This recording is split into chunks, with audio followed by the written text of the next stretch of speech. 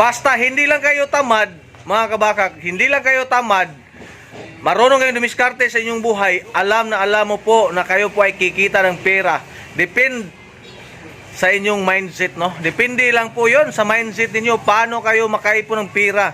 Hello mga kabakak, kung ako ngayon ay isang binata, mga kabakak, madali kong makuha ang lahat ng mga pangarap ko sa buhay, no? Kung ako lang ang binata ngayon, wala akong asawa, wala akong ina, wala akong ama, madali lang akong yumaman. Bakit po? Natanong ko po sa sarili to dahil nakita ko po ang potensyal, no? Nakita ko po ang mga paraan paano yumaman ang tao, no? Ayan po. Alam ko po mas madaling yumaman ngayon kaysa noon, no? Kasi ngayon mayroon ng mga social media platforms nga magbigay sa inyo ng paraan paano kayo kukita ng pera, mga kabakak. So wala nang ipag-alala pa kung ikaw ay nangarap na maging mayaman. Pero ngayon hindi ko po makuha yon kasi may asawa naman ako at may mga anak, no? Kung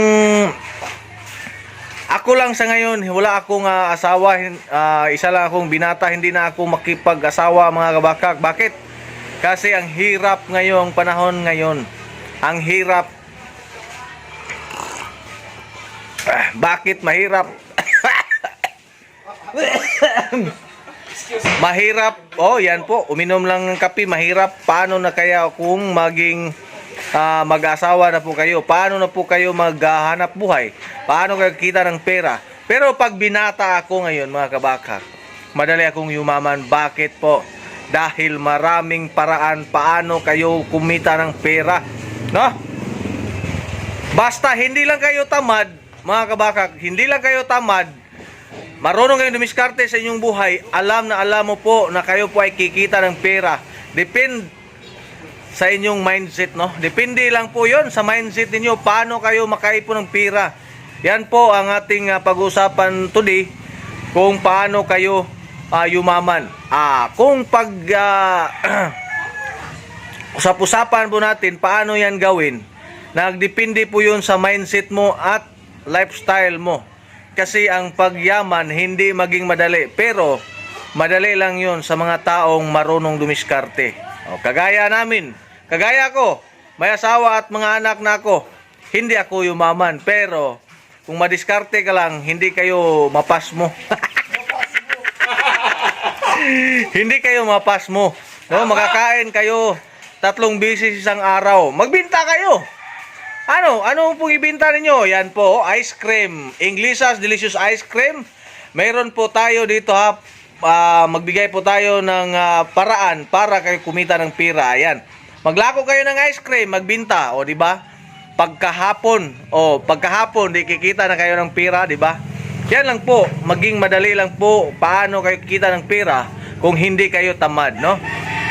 Nagdepende po sa inyo yon paano kayo kikita. Kung hindi ka lang tamad ng tamad pagkatao mo, yan po, kikita ka ng pera. Pero masasabi ko lang sa inyo, kung ako po ay isang binata ngayon, walang asawa, mabilis akong yumaman, no? Bakit?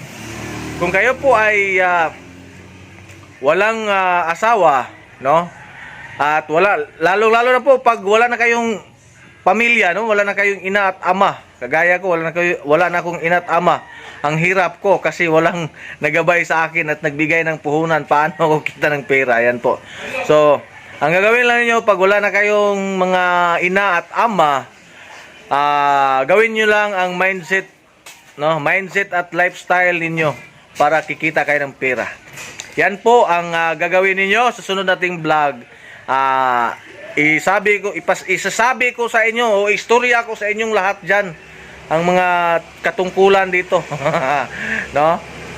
Kasi sa kabahakakan ng aking lifestyle, mga kabakak, may mga nagagalit sa akin na mga kasama kong vendors kasi pag pumunta na ako doon sa paparating sa kanila, makita na nila ako, magsabi na sila, andyo na parating na po ang gustong magyaman. Inom tayo ng kape, mga kabakak.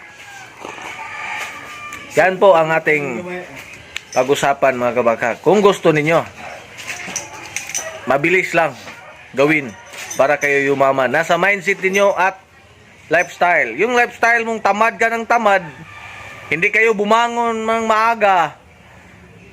Yan po. Mabilis kayong yumaman yan. Mayaman guys kasiglahan. Yan po si Bakak TV nagsabi sa inyo, hindi mahirap ang taong madiskarte. Hindi maghihirap ang taong may pangarap. So dito lang po tayo sa sunod nating vlog. Isabi ko sa inyo ano ang ating gagawin sa buhay.